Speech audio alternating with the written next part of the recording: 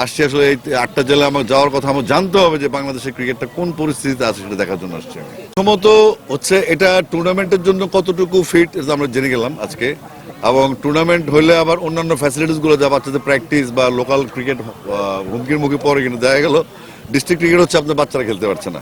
তো আমাদের মূল টার্গেট থাকবে আমাদের যে এজ লেভেল, বাচ্চারা কি চায়, পার্টিসিপেশন চায়, খেলতে চায়, দৌড়াদৌড়ি করতে চায়।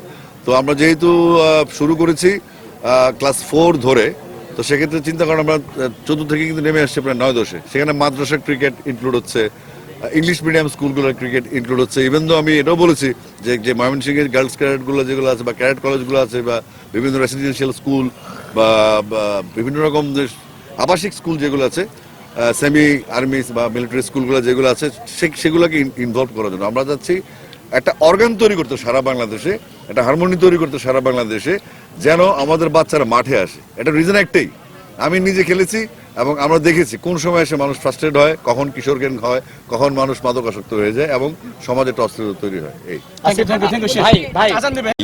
এবং এজ লেভেলে শুধু কি হবে, শুধু প্লেয়াররা ছোট, বাকি সব তো একই, তাই না? তো আমাদের আমি একটু আগে বলেছি এখানে আম্পায়ারিং কোর্সেস, তারপর লিস্টেড এবং বিসিবিতে কত টাকা নির্ধারণ করা হচ্ছে, গ্রেডেশন আছে।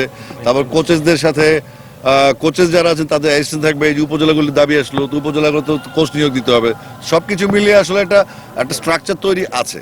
এখন যেহেতু আমি আসছি, ঢাকার বাইরে ঘুরছি, আমি ওই তথ্যগুলো জানছি যেগুলো অতীতে জানা হয়নি, সেগুলো আমি ঢাকায় গিয়ে অবশ্যই জানাবো এবং আপনারা খুব দ্রুতই রেজাল্টগুলো পেয়ে যাবেন।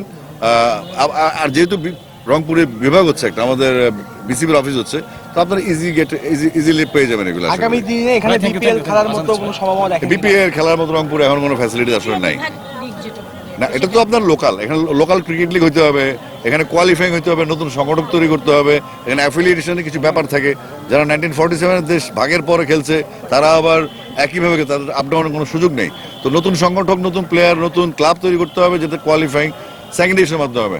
সেটা শুরু করা উচিত। আমরা সব জেলাতে গিয়ে একই সমস্যা দেখেছি এবং এটা আমরা সেন্ট্রাল লিগে আলাপ করবো।